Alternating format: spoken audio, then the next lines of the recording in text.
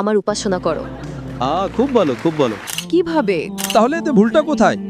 না, অপেক্ষা করুন, শুনুন শুনুন, প্রথমে আমাকে শেষ করতে দিন, তারপরে আপনি উত্তর দেবেন।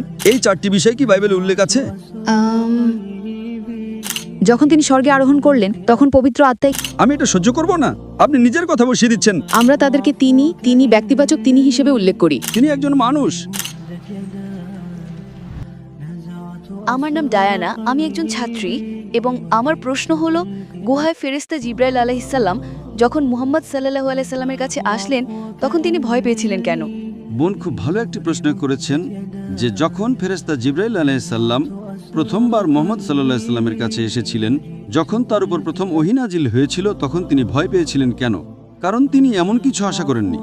তিনি কখনোই আশা করেননি যে কোনো ফেরেশতা আসবে। যদি আপনি ঐতিহাসিক বই এবং নবীর হাদিস পড়েন, সেখানে বলা হয়েছে যে নবী মুহাম্মদ সাল্লাল্লাহু আলাইহি সাল্লাম যখন গুহায় ছিলেন, তিনি আল্লাহর ধ্যানে মগ্ন ছিলেন এবং ইবাদত করছিলেন। তখন ফেরেশতা জিবরাইল আলাইহিস সালাম এসে তাকে বললেন, ইকরা, পড়ুন। তাই তিনি অবাক হয়ে গেলেন, এই ব্যক্তিকে যে আমাকে পড়তে বলছে, এবং তিনি আবার বললেন, ইকরা। নবী উত্তরে বললেন, আমি পড়তে জানি না। কিন্তু বাইবেলে আছে যখন মানুষের সাথে ফেরেশতাদের দেখা হতো তখন ফেরেশতারা তাদের ভয় না পাওয়ার জন্য বলতেন, কারণ তাদের ঈশ্বর পাঠিয়েছেন। তাহলে কেন তাকে ভয় না পাওয়ার জন্য কোনো আশ্বাস দেওয়া হয়নি? খুব ভালো প্রশ্ন করেছেন। তিনি বাড়ি চলে গেলেন এবং এরপর তিনি স্ত্রীকে চাদর দিয়ে ঢেকে দিতে বললেন, কারণ তিনি খুব ভয় পেয়েছিলেন। কিন্তু বাইবেলে যখন মানুষের সাথে ফেরেশতাদের দেখা হতো তখন ফেরেশতারা তাদের ভয় না পাওয়ার জন্য আশ্বস্ত করতেন, কারণ 2 তিমথি ভার্স 7 বলা হয়েছে, ঈশ্বর আমাদের ভয়ের আত্মা দেননি, বরং শক্তি, ভালোবাসা এবং সুস্থ মনের আত্মা দিয়েছেন। তাহলে কেন ঈশ্বর আমাদের ভয় পেতে দেবেন? যদি তিনি সত্যিই ঈশ্বরের পক্ষ থেকে আসেন তাহলে এই কথার কোনো মানে হয় না। অথবা যদি সেই ফেরেশতা সত্যিই ঈশ্বরের পক্ষ থেকে এসে থাকেন তাহলে ব্যাপারটা কেমন হয়ে যায়? বোন খুব ভালো একটি প্রশ্ন করেছেন। তিনি বলছেন যে বাইবেলে এমন অনেক উদাহরণ আছে যেখানে যখন কোনো ফেরেশতা নবীদের কাছে বা অন্য কোনো মানুষের কাছে এসেছেন তখন তারা বলেছেন, আমি একজন ফেরেশতা, ভয় পেও না। ঠিক, হ্যাঁ, এই বিষয়টি কোরআনেও উল্লেখ আছে। এটা কোরআনেও উল্লেখ আছে যে যখন ফেরেশতা জিবরাইল আলাইহিস সালাম, ইব্রাহিম আলাইহিস সালাম এবং অন্যান্য নবীদের কাছে এসেছিলেন তখন ফেরেশতারা বলতেন, ভয় পেও না। কিন্তু এখানে ফেরেশতা জিবরাইল আলাইহিস সালাম নবীকে বলেননি, ভয় পেও না। এই পূর্ববাণী যখন ফেরেশতা জিবরাইল আলাইহিস সালাম নবী মুহাম্মদ সাল্লাল্লাহু আলাইহি সাল্লামকে বললেন, ইকরা, তখন নবী ভয় পেয়েছিলেন। কেন জানেন? কারণ তিনি নিরক্ষর ছিলেন। কিন্তু আমাকে শেষ করতে দিন। যখন ফেরেশতা জিবরাইল আলাইহিস সালাম বললেন, পড়ুন, তিনি বললেন, আমি পড়তে জানি না। কেন? কারণ এটা ছিল বাইবেলে করা একটা ভবিষ্যৎবাণীর পরিপূর্ণতা। যদি আপনি বাইবেল পড়েন, Isaiah chapter number 29 verse number 12. তাকে বলা হবে যে নিরক্ষর। এটাই হলো ওল্ড টেস্টামেন্টে একেবারে শেষে চূড়ান্ত রাসূল নবী মুহাম্মদ সাল্লাল্লাহু আলাইহি ওয়াসাল্লাম সম্পর্কে করা একটা পূর্ববাণী। যিশাইয়া নবুয়তের পুস্তক অধ্যায় 29 ভার্স 12-তে বলা হয়েছে, সে গ্রন্থ তাকে দেওয়া হবে যে নিরক্ষর, এবং তাকে বলা হবে, দয়া করে এটা পড়ো, এবং সে উত্তরে বলবে, আমি পড়তে জানি না। এটা ছিল ওল্ড টেস্টামেন্টে পরবর্তী ধর্মগ্রন্থে উল্লেখিত ভবিষ্যৎবাণীর পরিপূর্ণতা। তাই কোরআনে এবং কোরআনের তাফসিরেও আছে, যখন প্রথম ওহী এসেছিল নবী মুহাম্মদ সাল্লাল্লাহু আলাইহি সাল্লাম ভয় পেয়েছিলেন। এর আগে তিনি আল্লাহর রাসূল ছিলেন না। এটা ছিল প্রথম ওহী যেটা তিনি 40 বছর বয়সে পেয়েছিলেন। এর আগে তিনি একজন ধার্মিক ব্যক্তি ছিলেন, কিন্তু তার উপর নবুয়তি দেওয়া হয়নি। তাই প্রথমবার যখন ফেরেশতা আসলেন তিনি ভয় পেলেন, একজন সাধারণ মানুষের মতো। হ্যাঁ, কিন্তু যদি কোনো ফেরেশতা আপনার বা আমার কাছেও আসেন, আমরাও ভয় পাব। তাই সেই সময়ে তিনি একজন সাধারণ মানুষ ছিলেন। প্রথমবার যখন ফেরেশতা আসলেন এবং তাকে বললেন, পড়ুন, তিনি ভাবলেন তাকে পড়তে বলা হচ্ছে, কিন্তু তিনি নিরক্ষর ছিলেন। তাই তিনি উত্তরে বললেন, Ma ana biqari. আমি পড়তে জানি না। তারপর তিনি আবার বললেন, পড়ুন, Ikra. পড়ুন। তিনি উত্তরে বললেন। Ma ana biqari. তৃতীয়বার যখন তিনি বললেন, পড়ুন, ইকরা শব্দটি 3টি অর্থ আছে। একটা হলো পড়া, একটা হলো আবৃত্তি করা, আর একটা হলো ঘোষণা করা। তখন নবীজি বুঝতে পারলেন, ও, তিনি আমাকে পুনরাবৃত্তি করতে বলছেন। আর পুনরাবৃত্তি করার জন্য তো শিক্ষিত হওয়ার প্রয়োজন নেই, তাই না? তারপর তিনি বললেন, Ikra bismi rabbikal ladhi khalaq. Khalaqal insana min alaq. পড়ুন আপনার রবের নামে, যিনি সৃষ্টি করেছেন, যিনি মানুষকে সৃষ্টি করেছেন জমাট রক্ত থেকে। সুতরাং যখন তিনি পুরো আয়াতটা বললেন তখন নবী মুহাম্মদ সাল্লাল্লাহু আলাইহি সাল্লাম বুঝতে পারলেন যে জিবরাইল আলাইহিস সালাম যা চান তা হলো তিনি যেন পড়েন না, বরং পুনরাবৃত্তি করেন। আচ্ছা, তাই তিনি তা পুনরাবৃত্তি করলেন। Ikra bismi rabbikal ladhi khalaq. Khalaqal insana min alaq. আর তারপর কোরআনের প্রথম 5টি আয়াত নাজিল হলো। যখন তিনি বাড়ি ফিরে আসলেন, একজন মানুষ হিসেবে তিনি কাঁপছিলেন। তখন তার স্ত্রী হযরত খাদিজা রাদিয়াল্লাহু আনহা তাকে চাদর দিয়ে জড়িয়ে ধরলেন এবং বললেন, চিন্তা করবেন না, আপনি আল্লাহর একজন প্রিয় মানুষ, আপনার কোনো ক্ষতি হবে না, সুতরাং তিনি একজন মানুষ। তাই কোনো ব্যক্তি যদি ফেরেশতা দেখে ভয় পায়, তাতে ভুলটা কোথায়? এর মধ্যে কোনো ভুল নেই। যদি ফেরেশতা বারবার আসতে থাকেন এবং তারপরেও তিনি ভয় পান, তখন আপনি আপত্তি করতে পারেন। প্রথমবার ভয় পাওয়াটা স্বাভাবিক। তিনি একজন মানুষ, আমার কাছে তিনি একজন মানুষ, সৃষ্টিকর্তা নন। তিনি যদি ভয় পান, এটা স্বাভাবিক। অনেক রাসূল যখন ফেরেশতাদের দেখতেন তখন তারা ভয় পেতেন। যখন জিবরাইল আলাইহিস সালাম বারবার আসতে থাকলেন তখন তিনি আর ভয় পেতেন না। তাহলে এতে ভুলটা কোথায়? যেমন মরিয়ম এবং জাকারিয়া, তাদের সাথে কাদের সাথে? মরিয়ম এবং জাকারিয়ার সাথে ফেরেশতা জিবরাইল আলাইহিসসালামের সাক্ষাৎ হয়েছিল। সেটা মুহাম্মাদের সাথে সাক্ষাতের চেয়ে ভিন্ন ছিল। যেমন মরিয়ম এবং জাকারিয়ার সাথে জিবরাইলের সাক্ষাতের পর জিবরাইলের যাওয়ার সময় তাদের কোনো ভয় ছিল না, যা মুহাম্মাদের ক্ষেত্রে হয়নি। সাক্ষাতের পরও তার ভয় থেকে গিয়েছিল। আর ঈশ্বর আমাদের ভয়ের আত্মা দেন না। হ্যাঁ, বোন প্রশ্ন করছেন যে যখন মরিয়াম আলাইহিসসালাম ফেরেশতার সাথে দেখা করেছিলেন এবং জাকারিয়া আলাইহিসসালাম যখন ফেরেশতার সাথে দেখা করেছিলেন তখন তারা ভয় অনুভব করেননি। ভয় পাওয়াটা হারাম কিছু নয়, এটা ভুল কিছু নয়, এটা মানবীয়। হ্যাঁ, তাই আমার কাছে এটা স্বাভাবিক। তিনি একজন মানুষ, কেউ ভয় পায় আবার কেউ ভয় পায় না। এখানে আমরা জানতে পারি যে প্রথমবার যখন ফেরেশতা আসেন তখন নবী মুহাম্মদ সাল্লাল্লাহু আলাইহি সাল্লাম এবং নবী জাকারিয়া আলাইহিস সালাম আর মরিয়ম আলাইহিস সালামের মধ্যে একটি পার্থক্য ছিল। প্রথমত, মাতা মরিয়ম কোনো নবী ছিলেন না। হ্যাঁ, ঠিক, তারা সুসংবাদ দিয়ে চলে যান। এখানে আপনাকে বুঝতে হবে, এটা জরুরি না যে একজন রাসূল যদি ভয় পান সেটা ভুল, অথবা একজন রাসূল যদি ভয় না পান সেটা সঠিক। প্রত্যেক রাসূলই ভিন্ন।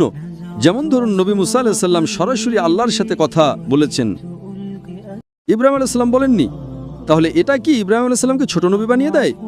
না। যিশু আলাইহিস সালাম সরাসরি ঈশ্বরের সাথে কথা বলেননি, এটা কি তাকে ছোট নবী বানিয়ে দেয়? না। কোরআন বলে যে ইব্রাহিম আলাইহিস সালাম আল্লাহর বন্ধু, এটা একটা উপাধি। এর মানে কি এই যে অন্য রাসূলরা আল্লাহর শত্রু? না। সুতরাং এগুলো হলো প্রদত্ত উপাধি। প্রত্যেক নবী নিজেই অনন্য।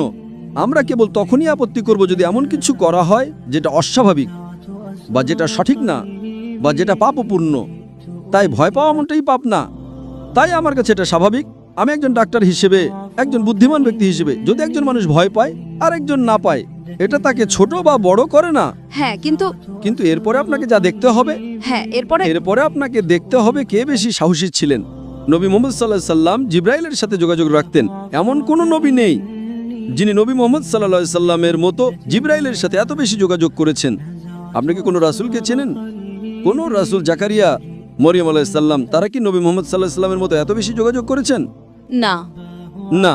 সুতরাং এই যোগাযোগ আল্লাহর উপরে নির্ভর করে। তাই যদি দেখেন, জিবরাইল আলাইহিস সালামকে সর্বশক্তিমান আল্লাহ বিশেষভাবে নবী মুহাম্মদ সাল্লাল্লাহু আলাইহি সাল্লামের কাছে ওহী পৌঁছে দেওয়ার জন্য বেছে নিয়েছিলেন। অন্যদের কাছে তিনি কম এসেছেন, নবী মুহাম্মদ সাল্লাল্লাহু আলাইহি সাল্লামের কাছে তিনি বেশি এসেছেন। সুতরাং যদি আপনি পুরো জীবন দেখেন, অবশ্যই নবী মুহাম্মদ সাল্লাল্লাহু আলাইহি সাল্লাম অনেক বেশি যোগাযোগ করেছেন। তিনি তার সাথে আরও অনেকবার কথা বলেছেন। যদি আপনি হাদিস দেখেন, অন্য যে কোনো রাসূলের চেয়ে বহুগুণ বেশি। কেন? কারণ তিনি ছিলেন সর্বশেষ এবং চূড়ান্ত রাসূল। সুতরাং প্রথমবার যদি কোনো রাসূল একজন ফেরেশতাকে দেখে ভয় পান, এটা স্বাভাবিক। তিনি একজন মানুষ, এতে ভুল নেই। আপনি কেন আপত্তি করছেন? ভুলটা কোথায়? এটা পাপ না। না, এটা পাপ নয়, কিন্তু সাক্ষাতের পর আপনার সেই চরম ভয় থাকা উচিত নয় যদি তা ঈশ্বরের কাছ থেকে হয়। যদি আপনার ঈশ্বরের সাথে সাক্ষাৎ হয়, আপনাকে আশ্বস্ত করতে হবে যে ভয় পেও না। এতে কোনো সমস্যাই নেই, কারণ এটি প্রমাণ করে যে নবী মুহাম্মদ সাল্লাল্লাহু আলাইহি সাল্লাম একজন মানুষ ছিলেন। মানুষের ভাবা উচিত না যে তিনি ঈশ্বর। আমি বলছি, নয়তো খ্রিস্টানদের মতো মানুষ ভাবতে শুরু করবে যে নবী মুহাম্মদ সাল্লাল্লাহু আলাইহি সাল্লাম ঈশ্বর। আমি মনে করি এটা ভালো। তাই যদি একজন মানুষ ভয় পায় এবং তারপর বিশ্বাস করে, এতে কোনো সমস্যা নেই। তিনি আপনার এবং আমার মতো একজন মানুষ। সুতরাং সকল নবী মানুষ ছিলেন। তাই আপনি যে শর্ত দিচ্ছেন যে তার ভয় পাওয়া উচিত নয়, সেটা আপনার শর্ত, এটা ঈশ্বরের শর্ত নয়। আপনি কি বুঝতে পারছেন? তাই আমার কাছে যদি কোনো মানুষ ঈশ্বর হন, ঈশ্বর ভয় পেতে পারেন না। সুতরাং এটি প্রমাণ করে যে তিনি ঈশ্বর নন। আর এ কারণে আমাদের কালেমাতে আশহাদু আল্লা ইলাহা ইল্লাল্লাহ ওয়া আশহাদু আন্না মুহাম্মাদান আবদুহু ওয়া রাসূলুহু, তখন আমরা বলি যে তিনি আল্লাহর বান্দা। তাই এই সমস্ত কাজ প্রমাণ করে যে তিনি একজন মানুষ।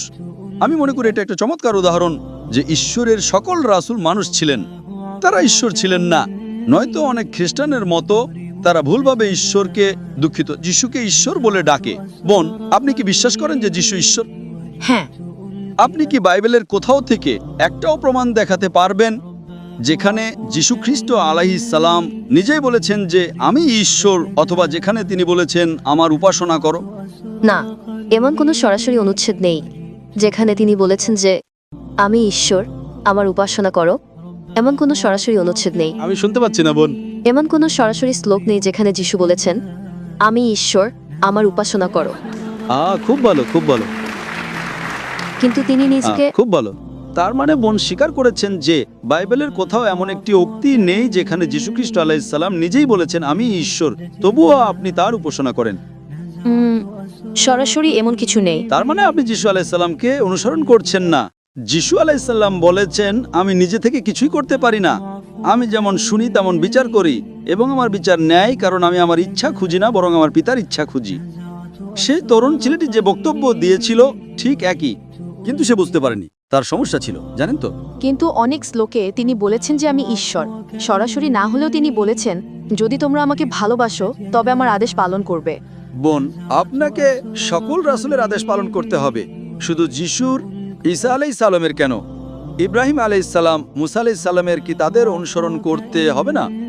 ইব্রাহিম আলাইহিস সালাম কি ঈশ্বরের রাসূল ছিলেন না? মুসা আলাইহিস সালাম কি ঈশ্বরের নবী ছিলেন না? তিনি ছিলেন। তাহলে কি আপনাকে আদেশ পালন করতে হবে না? হ্যাঁ। তাহলে পার্থক্যটা কোথায়? যিশু আলাইহিস সালামও একজন রাসূল ছিলেন, আমরা তাকে ভালোবাসি, আমরা তাকে সম্মান করি, কিন্তু আমরা তার উপাসনা করি না। আমি তার উপাসনা করি। আপনি কেন তার উপাসনা করেন? আরেকটি প্রশ্ন, ইসলামে আপনারা যখন নামাজ পড়েন তখন কেন একটি নির্দিষ্ট দিকে মুখ করতে হয় এবং আরবিতে প্রার্থনা করতে হয়? আর আরবি কেন মূল ভাষা? বোন, যদি আমি আপনার প্রশ্নটি ঠিকমতো শুনে থাকি, আপনি বলেছেন যে আপনারা যখন নামাজ পড়েন তখন একটি নির্দিষ্ট দিকে ফিরে নামাজ পড়েন। হ্যাঁ। আমরা কেন সেদিকে ফিরে নামাজ পড়ি, এটাই কি আপনার প্রশ্ন?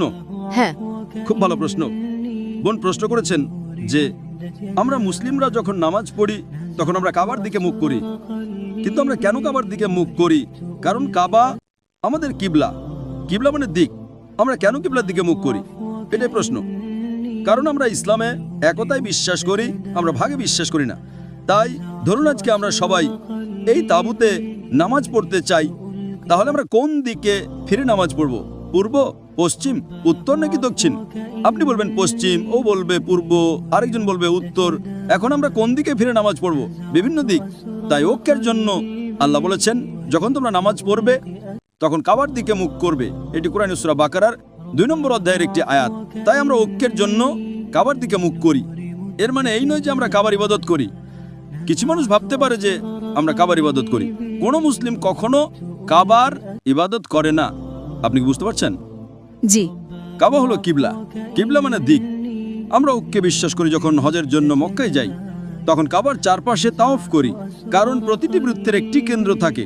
এটা প্রমাণ করার জন্য যে আল্লাহ এক।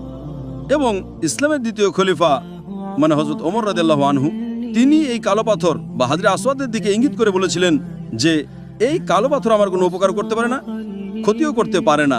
আমি এই কালো পাথরকে চুম্বন করছি শুধুমাত্র কারণ আমার নবী এটাকে চুম্বন করেছিলেন, নয়তো এই পাথর আমার কোনো উপকার বা ক্ষতি করতে পারে না। এটি প্রমাণ করে যে কোনো মুসলিম কখনো পাথরের ইবাদত করে না। এছাড়াও নবীর সময় নবীর অনেক সাহাবী কাবার উপরে দাঁড়িয়ে আজান দিতেন। তারা কাবার উপরে দাঁড়িয়ে আজান দিতেন। কোনো মূর্তি পূজক কি কখনো কাবার উপরে দাঁড়াবে যেই মূর্তির সে পূজা করে? আমি আপনাকে একটা প্রশ্ন করছি, কোনো মূর্তি পূজক কি সেই মূর্তির উপরে দাঁড়াবে যার সে পূজা করে? না। সুতরাং এটি প্রমাণ করে যে আমরা মুসলিমরা কাবার ইবাদত করি না, আমরা হাজরে আসওয়াদের ইবাদত করি না। এটা শুধু একটা কিবলা। আমরা ঐক্যে বিশ্বাস করি, অন্যথায় বিশৃঙ্খলা সৃষ্টি হবে। আপনি বলবেন পূর্বে নামাজ পড়ো, ও বলবে পশ্চিমে, কেউ বলবে উত্তরে, কেউ বলবে দক্ষিণে।